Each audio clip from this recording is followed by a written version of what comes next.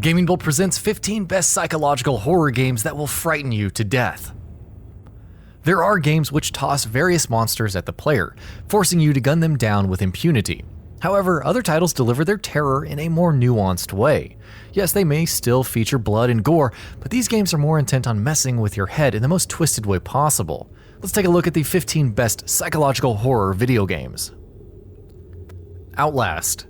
OUTLAST 2 may have seen a tremendous bump in visuals, but the original OUTLAST is arguably scarier. There are so many things wrong in Mount Massive Asylum, from mentally ill inmates to grotesque oddities like Chris Walker constantly stalking you. The game focused on stealth and fleeing from foes, with the camera's night vision offering an edge in the dark, though batteries are needed to recharge. From pure insanity to outright grotesque violence, OUTLAST is an experience that will stay with you long after it ends. Condemned: Criminal Origins. An underrated yet effective psychological horror game, Condemned: Criminal Origins features the right mix of police procedural investigation and supernatural occurrences. Furthermore, it emphasized melee combat in a wholly grungy way.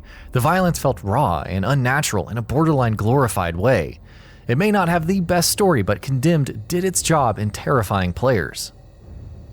AMNESIA: The Dark Descent. First-person horror titles were always a thing, but AMNESIA: The Dark Descent did more than that. It tapped into a well of fear, evidenced by the need for light in maintaining one's sanity. The sheer lack of exposition, with only fleeting notes providing some background, helped guide us on an eerie mystery. The monsters roaming the castle kept us on our toes, while also reinforcing one's helplessness. It might not have done anything amazingly new, but AMNESIA tapped into the simple fears effectively well. Soma. Though frictional games could have easily made another first-person horror akin to AMNESIA, it chose a different route with Soma. More dark sci-fi fantasy than outright horror, Soma nevertheless delivered a dread-inducing ride of mystery and cybernetic monstrosities. Players will progress through an underwater research facility, first attempting to understand it, but then confronting something much more dire. Even if you play on easy mode without facing any monsters, the psychological depths of Soma's story are worth experiencing. F.E.A.R. The World War II shooter genre was the star of 2005, but there was one first-person shooter that stuck out from the crowd. Monolith Productions' F.E.A.R. was renowned for its action and intelligent AI. However, no one could forget the terror from Alma, an invincible little girl roaming the hallways and popping up at the worst possible moments. Over time, we learned of Alma's true form and the horrors that laid within, while F.E.A.R. kept the action and story notes well-paced. Call of Cthulhu: Dark Corners of the Earth. While Resident Evil 4, Doom 3, and F.E.A.R. were garnering all of the attention in 2005, this first-person horror title delved deeper into the Lovecraftian. Headfirst released Call of Cthulhu: Dark Corners of the Earth, chock full of stealth and survival mechanics, but also riddled with uneasy atmosphere. The sound design and understated nature of the horror pulled one deeper in, desperate to escape but unable to look away. Sounds like Cthulhu to us. I Have No Mouth and I Must Scream. Many of the games on this list are disturbing, but perhaps none more so than I Have No Mouth and I Must Scream.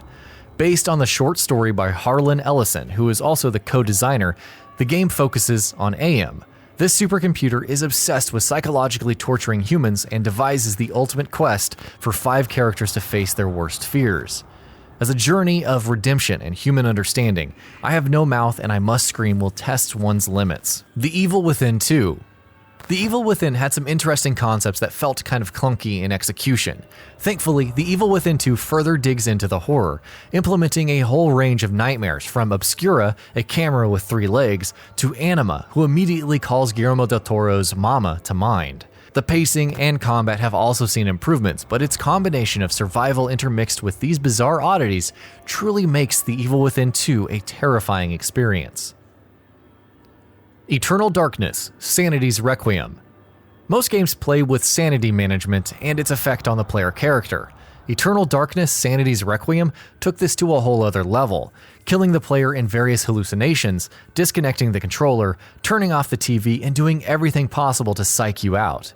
It further earned respect for its eldritch horror story, which spanned multiple characters and generations of bloodshed and terror. Silent Hill 2. Konami's first title in the Silent Hill series made an immediate impact with its psychological horror and twisted visuals. Silent Hill 2 one-upped to this, delving deeper into the psychosomatic fantasies of James Sunderland when he ventures to the iconic town. The game is well known for its atmosphere, the introduction of Pyramid Head, and exploring the darker sides of the human psyche. Of course, the stellar soundtrack also helped cement its greatness. Sanitarium.